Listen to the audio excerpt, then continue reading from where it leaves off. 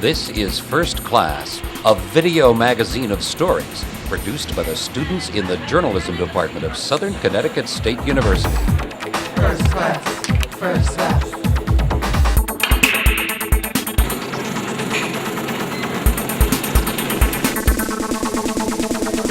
Southern's First Class.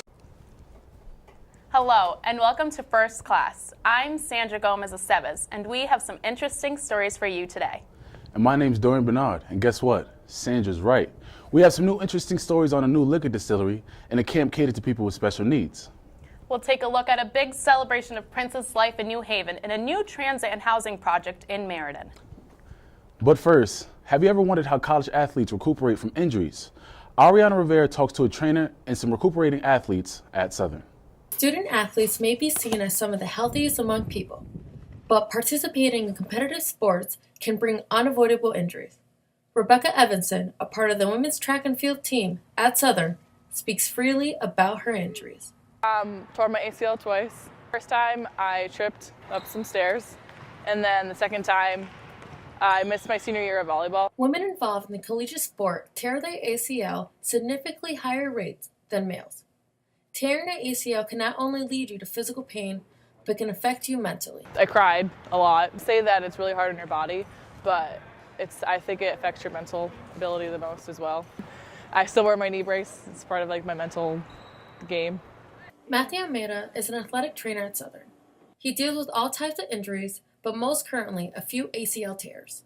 ACL injuries are a big injury for athletes. Used to be that they were season career-ending injuries. Now they become, basically season-ending injuries. Psychologically, it takes a toll on somebody. Brings down their self-esteem, their confidence, their motivation. My main goals is to return an athlete to full competition. Ryan Silas is a part of the men's football team here at Southern. He briefly describes his first serious injury. I tore my patella tendon. I was running, I planted, and a huge pop. I didn't know what it was. Thought it was my MCL. Ended up being my patella tendon. I went to PT almost every single day. Day after surgery, I was in PT. I just wanted to get right, so had to do what I had to do. I mean, no one wants to get injured. Definitely puts you down. But all you can do is recover, come back stronger, better, faster. Kids that had their first ACL injury kind of takes a toll because they are unsure of much because they don't think they'll be able to come back to what they were before. Losing athletics is hard, but if you just tell yourself you're going to come back stronger, better than ever, then it's worth it. Just push hard, keep going through, take it day by day. Tomorrow's a new day. You'll meet your goal tomorrow. So just keep working at it. Don't give up. Keep your head up. It gets better. It might take a little bit of time, but it'll get better. For those athletes who have injuries, always remember, keep your head up, have a positive attitude, and take it day by day. From Southern Connecticut State University, I'm Ariana Rivera reporting. When Prince died in the spring, New Haven came together to acknowledge his legacy. 3,000 people met at Gulf Street Park to celebrate his life. It turns out Prince gave money to some local students for college. Kayla Lawson reports from Gulf Street. To celebrate a legend, WIBC and the community of New Haven joined together to celebrate his death. Very much one, and to the staff of WIBC, can we hear it for them? Juan Castillo from 94.3 WIBC. I'm the program director and operations manager. This event really grew out of the community asking WIBC to put it on. David Chambers shares his love for Prince. Very instrumental in my career as an entertainer, as well as the lives of several entertainers. Pretty much any entertainer you can think of in the last, I'd say 25 to 30 years, Prince had an influence on them. So it was not just my wish to be here, it was my duty to show him how much I love him, how much I respect his work, how thankful I am for him. Mayor Tony Harp shares a few words. Homage to the Prince. Can we hear it for Prince? Robbie Day. I was a guitar player for the Prince tribute, and his death had an impact on all of us. And as me being a fellow musician and a fellow guitar player, I felt like it was good for me to express myself and kind of emulate what he did on stage, and emulate the impact that he had on his fans, on his people. This is a great event. This is a good thing for the community to come out. And so in response to the community, I definitely had to make this happen. And Prince was just, an amazing person, a person whose legacy is never gonna die. As a matter of fact, strong connections to New Haven, all right? I asked Prince to do a concert for a program that we used to do called Beat the Odds. It was giving kids scholarships for overcoming obstacles in their lives and sending them to school for 4 years. He couldn't make the concert, he couldn't do it for me, but he donated money to send 2 of those kids a 4-year ride to college. And he told us he did not want to be put out there that he did this. Why? Because he was a humble person. He wasn't about the fame or fortune. He was about trying to help the community. And so it was very important for us to get this concert, get this memorial going. And it's been a wonderful. We had about maybe 3,000 people out here. It's fantastic. I think the community needed this. His song Exodus, he says, "Long live the new power. Have mercy. Generation after generation. The soul will never die. Prince will always be with us." It may seem empty now, but back in April, there were about 3,000 people behind me celebrating the life of Prince. Reporting from SoCo News, I'm Kayla Lawson. You're watching First Class, stories from journalism students at Southern Connecticut State University. First Class, First Class, Southern's First Class. The SCSU Journalism Department held a conference on campus in April. There were several panel discussions about ethics in journalism. Harsim Baya attended one session called Safe Zones, Student Media, and Free Speech. At a conference like this, with these great panels on contemporary, cutting-edge topics, you hope that student reporters and young reporters get some perspective and get some encouragement, and they hear how things have been done before. So, hopefully, some of these issues that are new to young journalists, they can see people dealt with years ago, 10, 20 years ago, 30 years ago, 50 years ago. So I hope that students come out of here with some encouragement and some courage to really stand up to some of the pressures that they're going to face. Because journalism's a tough job. It's a great job. But in the fall, both Wesleyan University and Yale sparked a national debate about freedom of speech and the First Amendment rights for college campuses, about the role student newspapers play in covering campus news and the challenges they face when trying to ensure every voice is heard and representative while still overcoming the possible threat of censorship. So, first, I just wanted to ask if any of you wanted to comment about what happened at your schools, because I'm personally curious what happens when you're covering daily news, sports or whatever, and all of a sudden all the major news organizations show up on your campus. So how do you deal with that? How do you adjust to big breaking news like that? A veteran of the Iraq War who wanted to question a social movement, and he got his facts wrong, and I think it really it resulted in a big grassroots movement that was really reflecting not just the op-ed, but a more broad feeling of lack of inclusion in the school and in the institution of the paper itself, and that was what the dialogue really started to center around.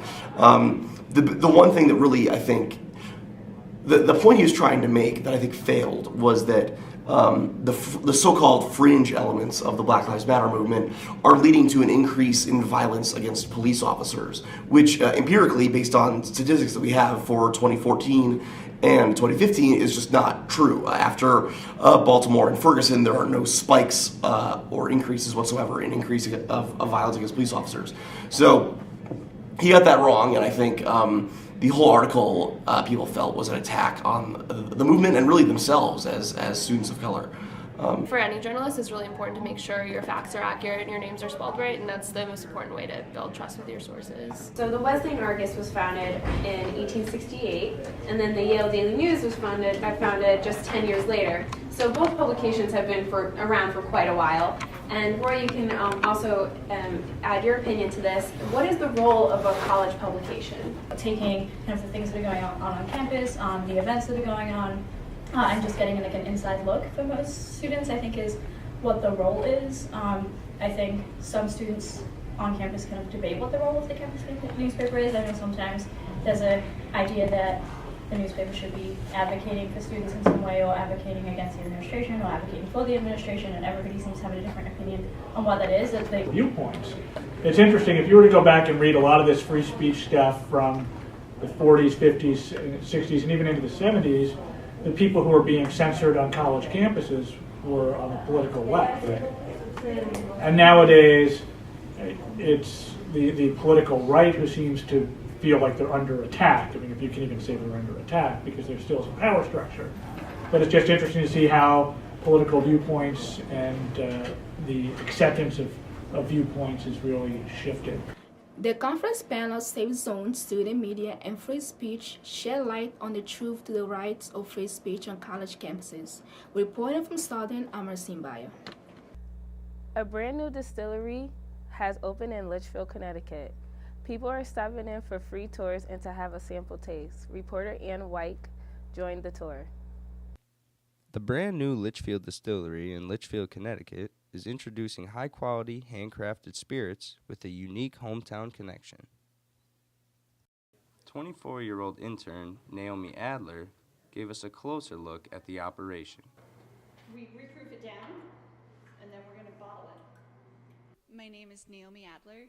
I graduated from the University of Connecticut last May in chemical engineering. I work as an intern here at the Litchfield Distillery. I've started just about a few weeks ago. A normal day here, during the week we brew or distill about Monday through Friday, starting early around 6 in the morning, where we'll come in here, we'll grind the grain, and then we'll cook it up to be able to release the starches, enzymes, and produce the alcohol. So we operate about 5 of the 7 days, and then on the weekends we'll do tours. We produce bourbon, gin, and vodka. During the tours, we like to bring everybody in. We get to show them around the entire process, around the entire facility. We start at the very beginning, where we get our grain from, everything from the beginning of how we mill the grain to the fermentation. We'll even take them to where we proof the alcohol till we barrel it, and then we finish up in a tasting room where they get to taste our finished product. Per day, we end up getting about 40 gallons of alcohol, of ethanol out of here, and then at the end of a year we'll have about 200 barrels. In attempts for a higher quality product, the distillers proudly use regionally harvested grains. All of our corn and rye come from a farm, Lions Rock Farm, up in Sharon. Barley is from out of state, but that makes only a small percentage of what is used here. As the distillery gains more and more attention, many locals are coming out to taste for the first time. 25-year-old local Spencer Rust weighs in on his thoughts. They had a great variety of liquors, and they all tasted great. I'm actually a local here, and so I heard just from the local grapevine about this place, so I wanted to come check it out. The Litchfield Distillery began distilling in late 2014. Since then, they have opened for complimentary tasting and tours, offering a wide variety of bourbon, vodka, and gin. Reporting from Litchfield, Connecticut, I'm Ian White. Have you ever been to summer camp? Sleeping bags, campfires, and memories that last a lifetime? Well, there's a camp with people with disabilities that run all year long. Doran Bernard went to South Windham to learn more about Camp Horizons. Do you remember what it was like the first time you went to summer camp? The excitement when you watched those gates open, leaving your families behind, making all those new friends? Well, in South Windham, Connecticut, we found a camp that's year-round and helps those with disabilities. We take a look at Horizons Summer Camp. My name's Scott Lambeck, and I am the Director of Camp and Facilities at Horizons. I've worked here for 14 years. Horizons is an agency that started in 1979. It's for children and adults with developmental disabilities. It started off as a summer camp, and the program has evolved. Since 1985, we've done supported employment and supported living. The camp program has continued to grow, so this is summer number 38 for us now. But with all the excitement from day-to-day activities and programs, we tend to forget that all this has to be planned. Kyle St. Jean, the senior programming coordinator, gives us the inside scoop on Horizons and what it takes to get things done. We have 16 weekends throughout the year, and we have about a week to 2 weeks between each weekend. There's 7 of us on the camp team, on our year-round camp team. So I, as the Director of Staff Services, mainly focus on the staff and the staffing for the weekend. So I'll make sure that we have enough staff. Really, it depends on how many campers we have coming. So Michelle, our Director of Health and Campers, she'll have the number of campers, and we kind of work together to make sure that we have that fit for the weekend. And of course, we have all our programs to establish. We have our themes of the weekend. For instance, this weekend is our Earth Day weekend. Hi, my name is Steve Daly. I've been at Horizons now for 7 years, and I'm the Auxiliary Programs Coordinator. What that means is that I run the kitchen, making sure that we have all our staff ready to go, our staff's trained up, and plan the meals, and make sure that all our special diets for our special campers are prepped and ready to go. Horizons is really a special place. It's a place where people with disabilities can come and just really be allowed to be themselves. The bubble, as some say, of Horizons is, once you're inside of it, it feels like you're in Disney World. And I'd say that the air just is always a little bit sweeter when you're here. It's a place of joy and happiness, of success and failure, but overall, it's a place of friendship. And with that, we wonder, what is it that people learn here? What does the counselors take away from this? We talked to head unit leader Victoria Bakayaki on what it's like being at camp. I feel like it's so great to see so many of our campers loving camp. And as I've gone through the years and now in the head unit leader position, I see people come back every weekend and every summer, and it's so wonderful to see actually how much people really, really enjoy being here. I think camp means an awful lot to so many of our campers. They really like to meet new friends here, they really like to gain new experiences. It also really, really promotes independence, and they find out that they like things that they may not have ordinarily found out, like horseback riding. I know that a lot of our campers absolutely love to swim, and it gives them the opportunity to swim every day here during the summer. I really love the weekends because it gives many of our campers, and I feel like that they also feel like this, that just a true independence to be able to go and see their friends on the weekend and hang out with the peers and do things that they really, really enjoy. So I think that our campers truly love camp, and I understand all the reasons why. Horizons is coming up on its 38th summer. With an excellent staff and wonderful campers, we can only hope to see many, many, many more successful years to come. Reporting from Horizons, this is Dorian Bernard. Thank you. A lot of changes are taking place in Meriden. There's a spruced up $200 million train station and something called a transit-oriented district around that station. There's also new housing. Sandra Gomez-Aceves reports on what could be the biggest facelift for Meriden in years.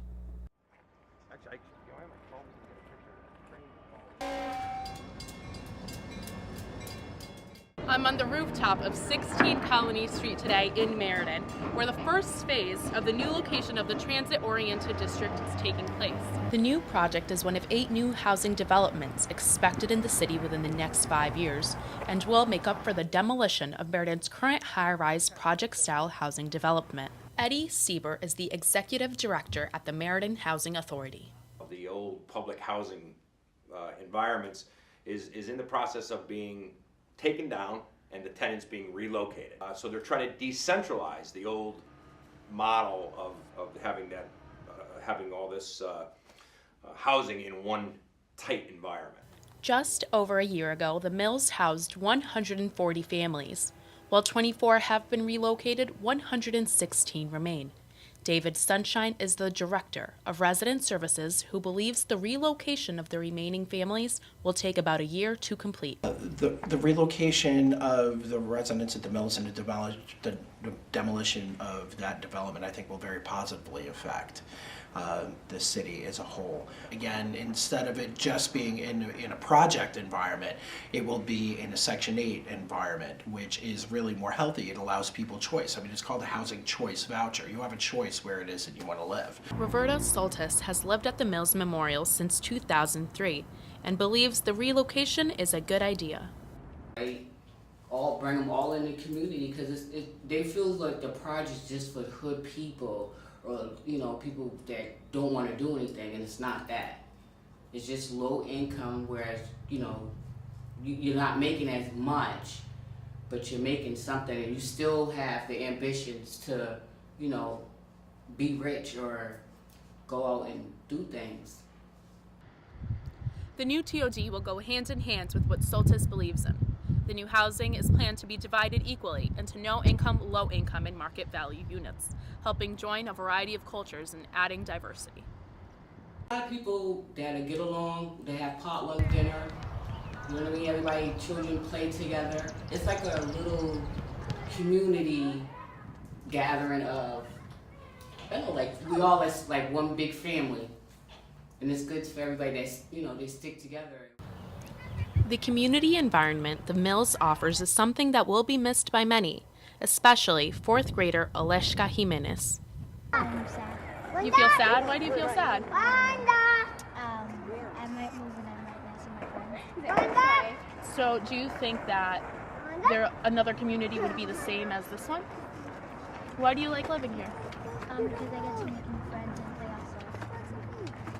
There's a picture of him on the Chivas. Siebert and Sunshine, along with other residents, understand the challenges that come with the moving process, though they are looking at the bigger picture for the community. New environment certainly is exciting for all of them. So new is first and foremost. The proximity to the train station, which is a huge thing now. It's a $200 million train station on the Springfield-Hartford line. That's literally going to be walking distance from all the developments that are in this inner core, which is called the TOD, the Transit-Oriented District. And all of this positive momentum, it's great. It's great to see, and they're very excited about it as well. Sunshine added the residents of the Mills deserve better and knows they will soon have better living conditions. Reporting from Meriden, I'm Sandra Gomez-Aceves. Well, that's our show for today. Thanks for spending time with us. My name's Dorian Bernard. And I'm Sandra Gomez-Aceves. Thank you for watching. And remember to keep it first class. Yay! First class. Thank you. Bye-bye. Thanks for watching. You've been watching First Class, a news magazine produced by students in the journalism department of Southern Connecticut State University. Thanks to Kevin Lewis for mixing the theme music for Southern's First Class.